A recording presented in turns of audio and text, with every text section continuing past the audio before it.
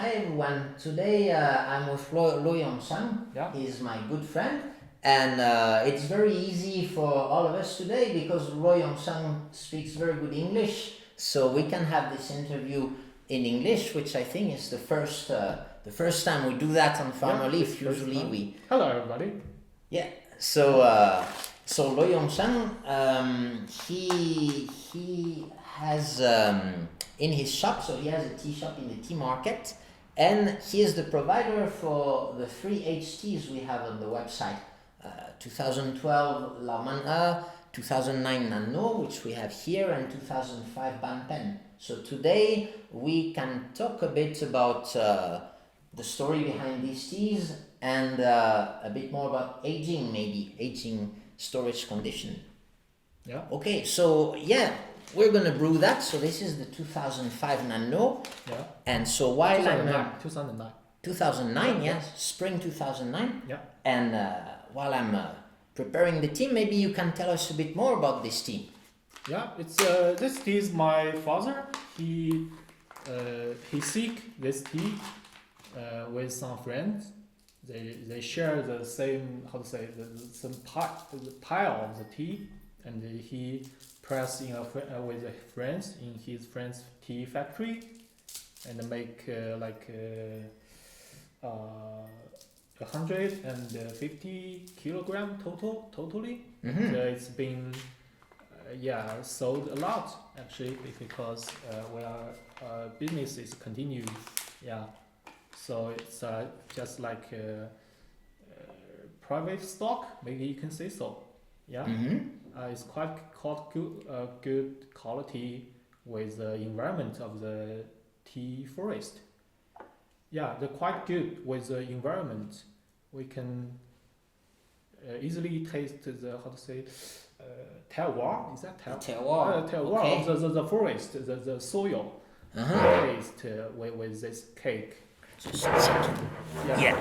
And back days, back days like I think before 2012 or 2014 maybe, the terroir is much more easier to catch, because that's not so much people to harvest teas so in the tea forest so much. Yeah.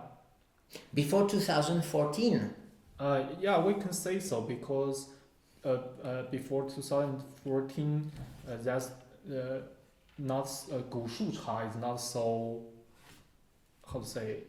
used for propaganda. Yeah. You mean it's not hyped as much, maybe? Yeah. You think, but to me, like 2014 is already quite late, because It's quite late, but we can say that year is more more for huge market. That year is more for common customer. That's more easier to reach that year. Okay. You Yeah. think in But 2014? there's a lot of tea maniac like my dad. Yeah. They tried 古树茶 before 2002. Yeah, I believe 2002. Because they call that new age. Yeah, new age is coming from the 2000. Like the new era of Puerh tea. Yeah. But that's only for some tea. Tea Enthusiasts, like enthusiasts. people Really into. And so your dad is one of them. Yeah, my dad is one of them. Okay. He's quite like tea when he's a child, because our hometown is from Jiangchen, Okay. The Jiangchen is a lot of teas in forest there. Yes, so Jiangcheng is a small city in the east of Puerh. Because that Jiangchen town is usually called Menglie town. That's actually share the same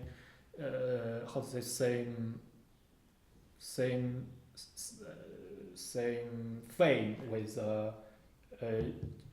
you actually back days. Mm-hmm. You can check with the history. Okay. Yeah, they share the same famous back days. Jiangchen is old name is Menglie. Okay, and so you say that there's like a strong tea culture there. Yeah, strong tea culture. They do Oh. business a lot there. Okay. Yeah, the whole Jiangcheng Menglie street is tea business. Actually, that tea market. Yeah, because there's a lot of tea, and actually a lot of it Yeah. is sold in Yiwu as well. The Yeah, good yeah, Jiangcheng tea is sold in Yiwu. yeah. But now the history has been, how to say, shut down like that. So my father just try teas here because now the Puerh is a tea market now. So he's trying to follow his childhood memories like so. Oh, okay. Yeah. Okay, so you think during his childhood there was a particular connection with tea? Yeah. With the While in Jiangcheng. yeah, in his hometown. Yeah. Okay. And so you say, yeah, he bought that tea with friends, and like they bought like 150 kilo of that tea. So Yeah, so where yeah. did they buy it? From the Banpo place. Okay, Nannuo, Banpo Laozai. Banpo Laozai, yeah. So you mean directly from the farmers? Yeah, from the farmers. And yeah. it was in 2009. Mhm. Actually, first time I visited Nannuo Shan, it was in 2010. And But yeah, Nannuo Shan is on the more accessible range of the tea mountains. Well, at the time, I remember some places were quite hard to access, but Nannuo is really between. Back days, some poor local people. Back days, it's not called poor. We call ourselves Simao. Simao, the place name is Simao. Small. Small place we call Nannuo tea like a tiny Jingmai. Because they share some. Because back days the Jingmai is much more famous than other Asian tea. Oh really? Yeah. That's actually the first famous tea mountain. You say it's Jingmai. Yeah, it's okay. Jingmai. Of course, because it's been developed. The first tea mountain being developed after 2000.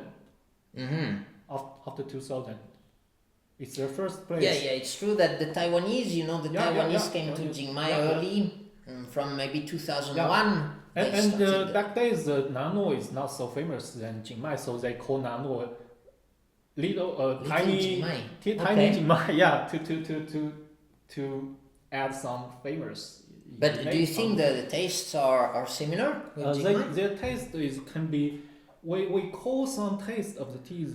We how to say analyze with separate with the two different types of the taste. Is one is bitterness, one is astringent type.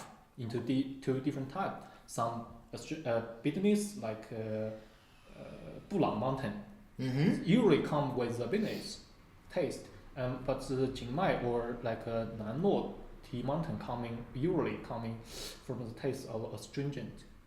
So we can use this character to how to say to decide is that coming from what kind of terroir, yeah. Okay, Yeah. so you would say, you have those profiles. This And kind of profile. it's true that, like for Jingmai, we often say it's an astringent tea. Even the astringent. Gushu is astringent. Yeah. I'd never heard that much with Nannuo. Yeah. But Nannuo is a unique of the tiny place named Zhuling bamboo forest. That's bitterness tea. But after that, always coming from astringent tea. Only one bitterness tea named Zhuling, Yeah, it's a small place, but I feel there's quite a large diversity of taste because some Nannuo tea can be highly fragrant. Yeah. Some can be bitter or more. Only Zhuling is bitter. Okay, only Julin is bitter. Only Zhuling is bitter. And what would be, you think, the typical taste of Banpo? Banpo, I think the good quality of the Banpo Gushu is always with some taste of cedar. Cedar taste. Oh, okay. Like the cigars. I like cedar wood. I mean the cedar wood. Yeah. Cedar wood. But probably that would be in HT. Yeah, no, some new tea is not so easy to catch the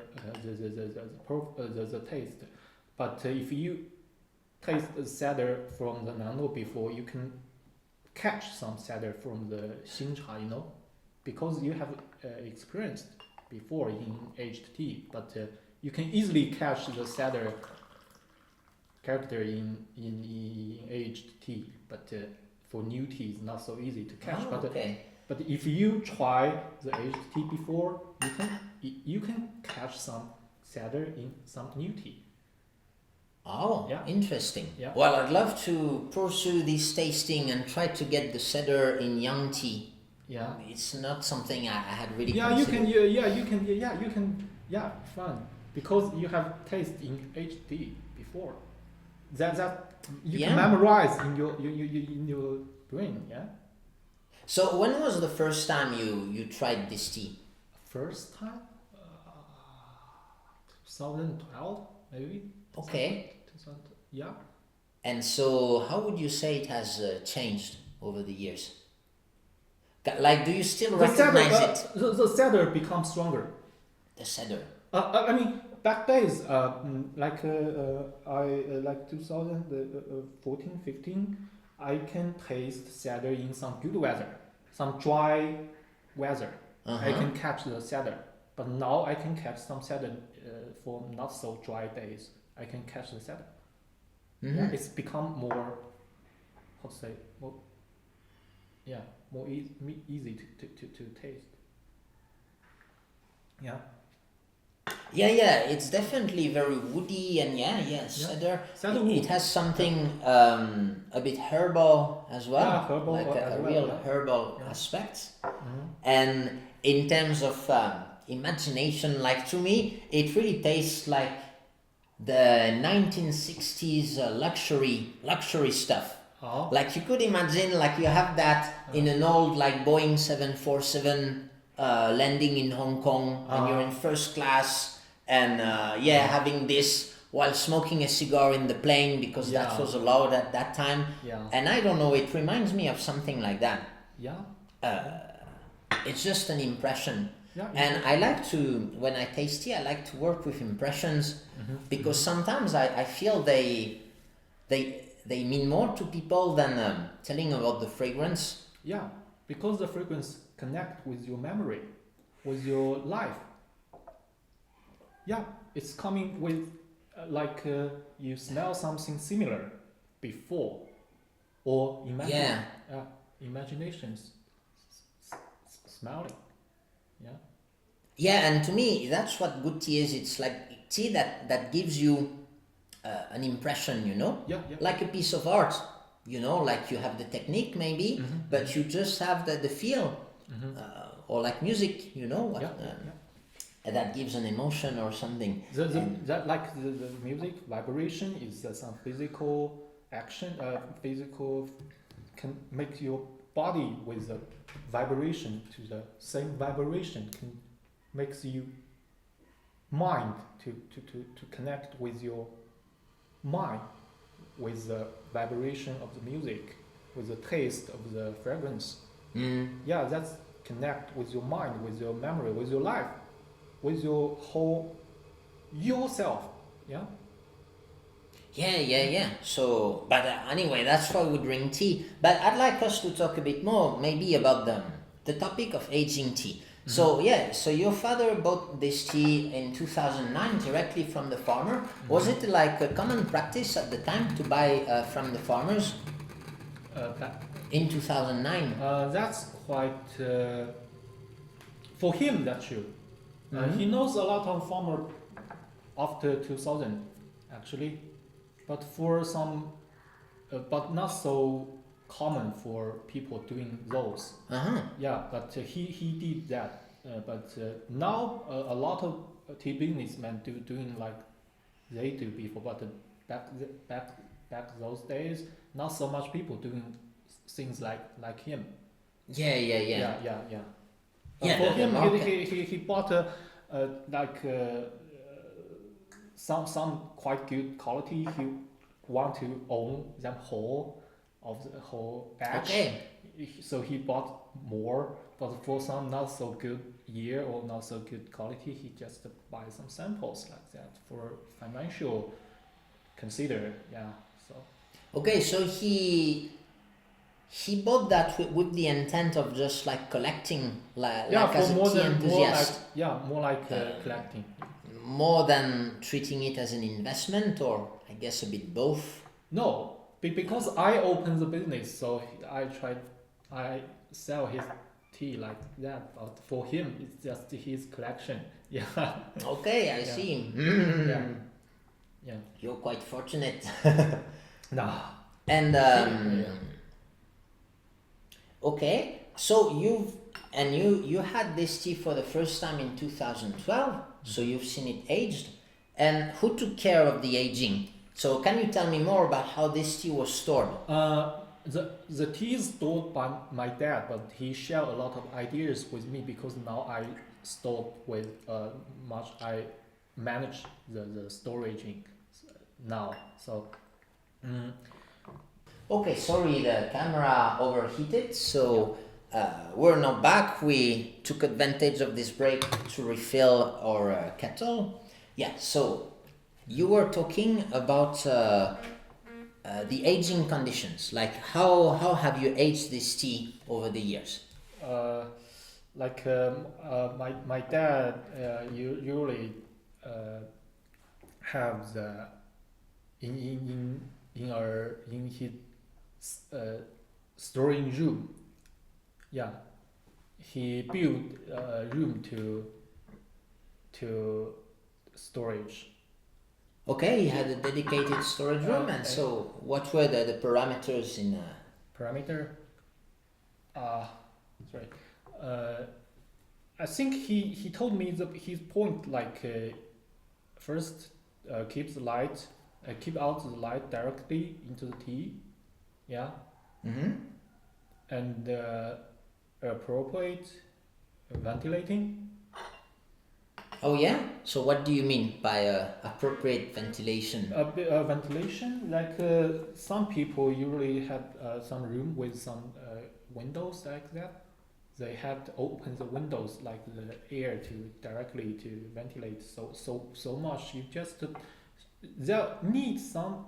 There is different people argue about this air. Does that need air? Does that need some oxygen or whatever they say? But some air can be needed, in my opinion, but not so much. Just a little bit. A little bit of air. Yeah, And why do you think so? I think because you can. I mean, you just trying to build an environment like a humidor, yeah. But you can't control the whole climate with such big room to storage. You can't control so specific. So you need some day with raining day, too much of moisture in the air, so you have to close the window to seal the whole place, to not allow so much water to come into with your tea cake. But if some day it's more dry, you can open some of the air to coming through to take some water out, in my opinion. Yeah. Oh, okay, but here you're talking about the regulation of humidity. Humidity. That's related with the ventilation actually. In humidor they have ventilation equipment like below. Okay, yeah. But to me it's two parameters, because you could also control humidity without really any outside ventilation. You know, for example, you could run the dehumidifier without opening the window. But the humidifier, that is one, how to say, bad point to use those equipment because they can stir the whole. Because the storage is not about one kind of tea. There may be some 10 different types of tea into the same room, maybe 100 different types in the same room. If that you use that dehumidifier so much, they can mix with fragrance. But if you use ventilation, that would be the same. But the ventilation is not so. The frequency with the open the window is not so how to say so much. You shouldn't open too much. Okay, it shouldn't be that. You frequent. you just have to appropriate to open. That's depend on my father. That's depend on his experiments. So just like some day is raining, you seal the room. Okay. If the day can be quite good day, sunny day, you open the place for like 4 hours a day. Oh, I see. Yeah. And 4 so, hours. is that what you would call like a natural storage? Yeah, you can say that's natural storage. Natural storage. So, for you, the ventilation, you ventilate on dry days, Yeah. and you keep it sealed. Yeah. On Keep the whole place rainy sealed. days. Yeah, rainy days. Okay. Yeah. Now, what about the humidity then? Humidity, I think for Puerh humidity is changed this year so quickly because they actually in my childhood they quite steady in that whole place. The climate is quite more steady in each different season. I mean. Oh, really? Yeah. You feel there's more variation between like the dry season and rainy Yeah, season? yeah. But now it's we know back to 3 years it's quite raining year, but this year is so dry year. Yeah. So Yeah, how do you manage that? But back to maybe 20 years ago, it's quite steady actually. The raining days is always raining. Always will rain 2 or 3 times every day. Okay. But now it's not. Yeah, no rain. Yeah. Yeah. Yeah. Well, today is quite sunny. Yeah. It rained a It's, lot. Like for back one days day is quite last week. steady, so the storage can be more easier. But now you have to make the place like back days. Yeah. Make the whole. I mean, the humidity should be steady in my opinion. Okay. The rainy days should be held below 70%. Okay, below 70%. Below 70%. The sunny day should be above 30%. Above 30. Okay. Yeah, above, So that's above 30. that's the humidity you measure in the air. Yeah. But if you can seal the humidity more like 50 to 60, that's much better. Yeah, you see, as you see, I told you about like some people store the tea in the first floor, and some people store tea up third floor, upper than the third floor. That's different kind of the result coming from the storage, because the first floor can be much more not so steady. Yeah. Okay. But the up third floor, the area, the environment can be steady. Oh, okay. Yeah, really? yeah. Can be steady, more steady. Interesting. Yeah. So if you can study the whole temperature, whole humidity, if that's steady, that tea coming out steady with storage. Yeah. So you think like you think it's important to have stable parameters. Parameters. Yeah. Because I got to think, okay, the humidity in the air can change drastically. Mm-hmm. Like you said, it's very dry, now it's 30, then it starts raining, suddenly it comes up to 95. Yeah. Okay, but you have a lot of tea in your room, so your tea is like a sponge. Okay, it will slowly absorb water, but the humidity in the air, it shouldn't impact the tea that much. It's gonna take days or weeks, you know, to change the water content in the tea.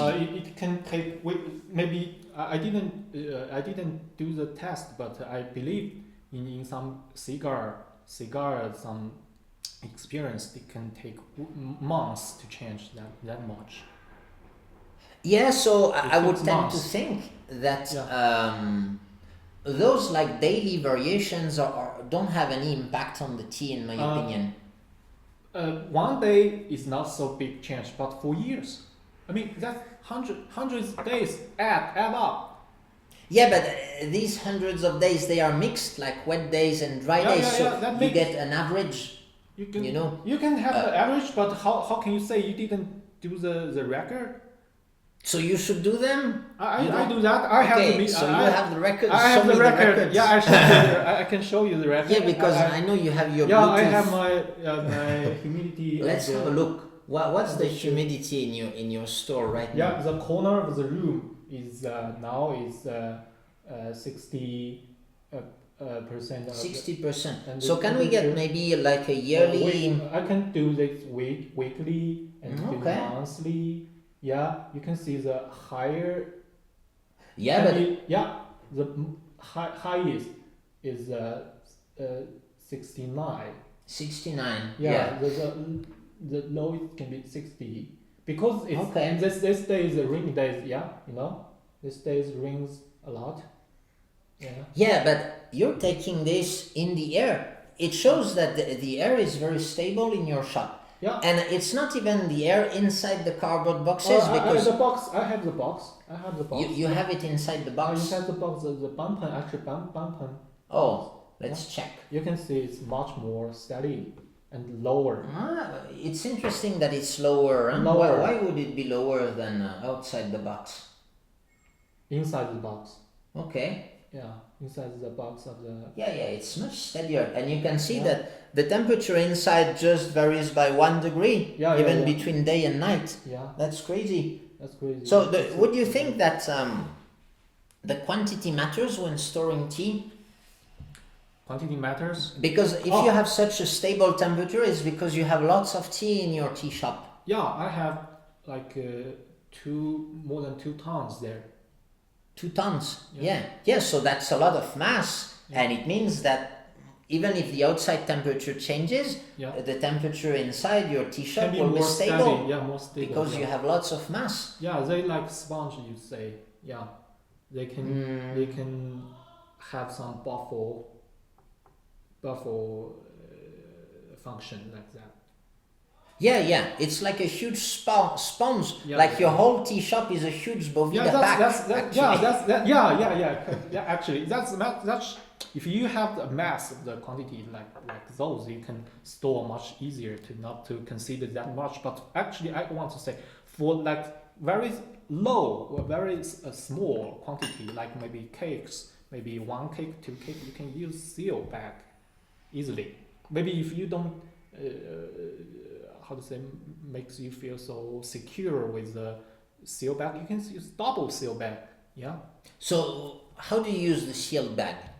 You mean like a small bag or a small bag, and to put the air out.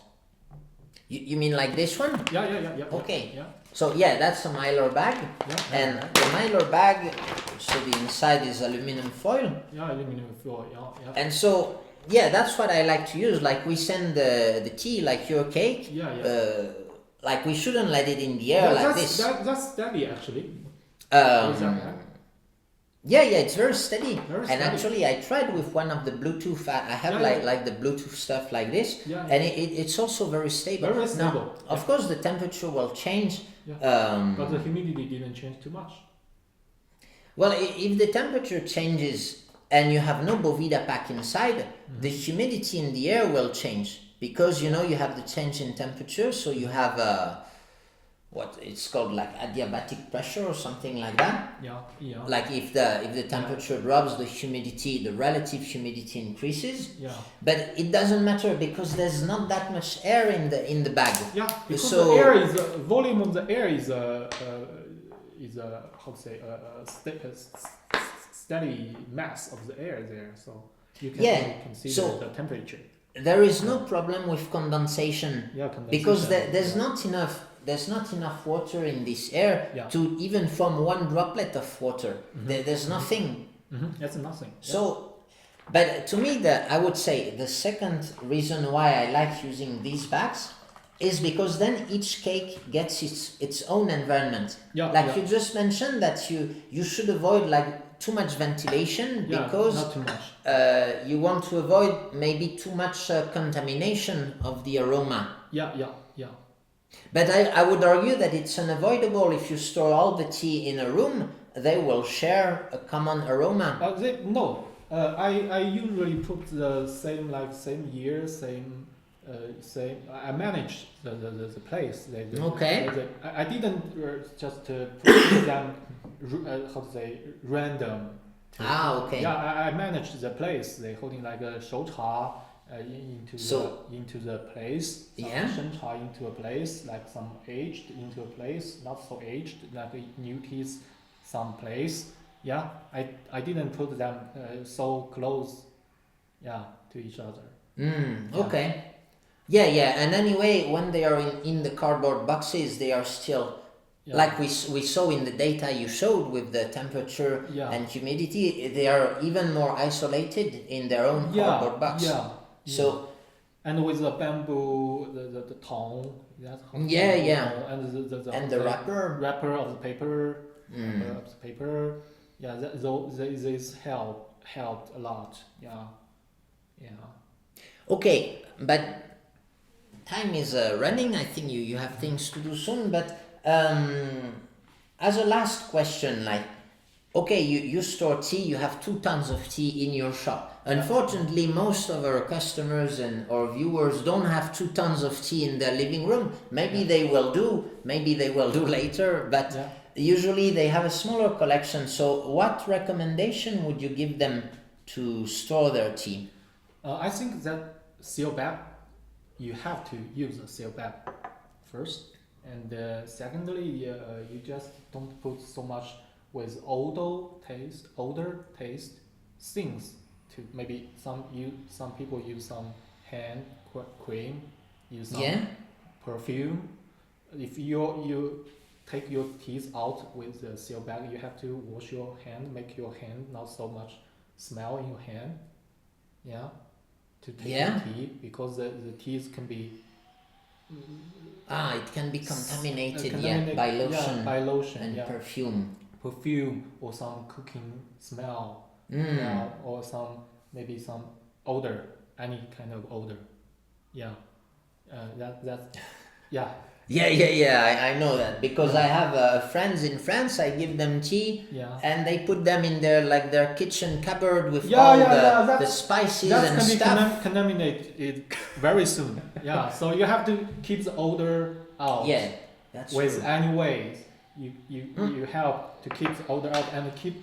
Basically, the seal bag can help a lot. The Bovita bag can help a lot, but you have to do is about odor. You have to focus is odor. What do you mean odor? Odor, any kind of odor, perfume, or hand cream. Odor, yes. Yeah. But I think if they are tightly sealed, they are perfectly safe. Yeah. Like I'm sure this thing you could dip it in water and it would still be fine inside. As long as the seal. Yeah, if you don't put that too long, that. Or I mean, then if it's sealed inside that, then I think you can put it anywhere really. The foreign odor will not get into the. Just make sure you seal it well. Yeah. The question is when you taking out, that odor will coming very quickly into the tea. So you have that's true. Because I feel especially in the West, like people like to wear perfume and lotion much more than we do here. So you store the tea with if you don't open, you don't drink, you just store them into the seal bag. That's okay. You can put anywhere. Just don't directly from the sun. Yeah, but they have some soil. Okay. But the question is, when you open up to drink, you have to keep the odor, any kind of odor out. Okay. Yeah. And so don't leave it too much outside, like we do now, Yeah. because otherwise it's gonna dry out. Yeah. One last question. What about the temperature? I know some people, they have some warm boxes. Mm-hmm. They try to put to warm up the tea. I heard about some people, they don't want to pick the tea cake. They use oven with vibration of the water, with the oven with the vibration of the water.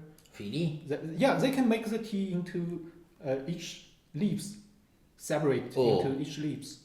Yeah. I've never heard of that. I heard that. Oh. But you have to drink out very quickly, because that will change the quality of the tea.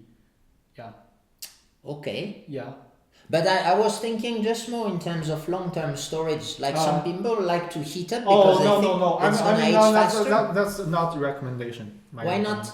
I think the question is about steady. Steady? Yeah. But if they make it steady, High temperature?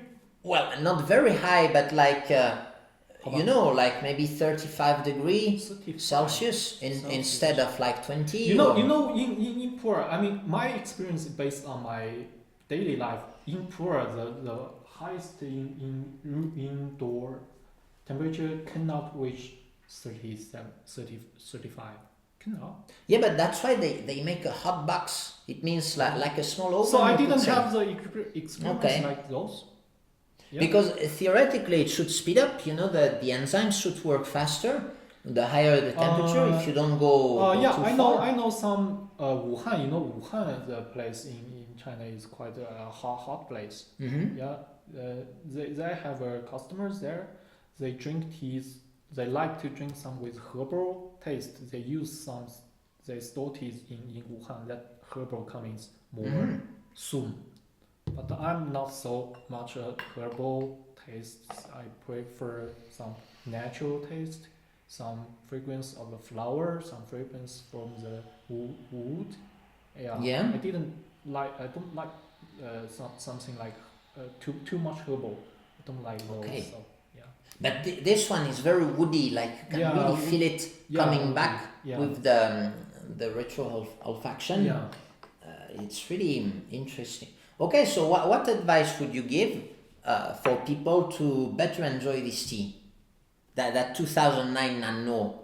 In my opinion, you have to measure the peak you took out.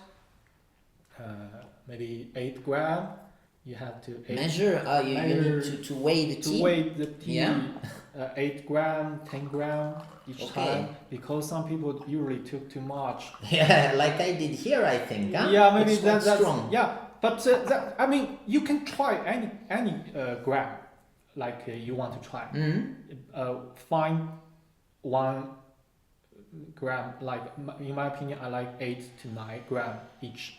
Okay. Time. I prefer those. I recommend those gram to Brodo. Yeah, but the first is those, and you have to use 100 Celsius temperature of the water, boiled water. Yeah, boiling water. Boiling water.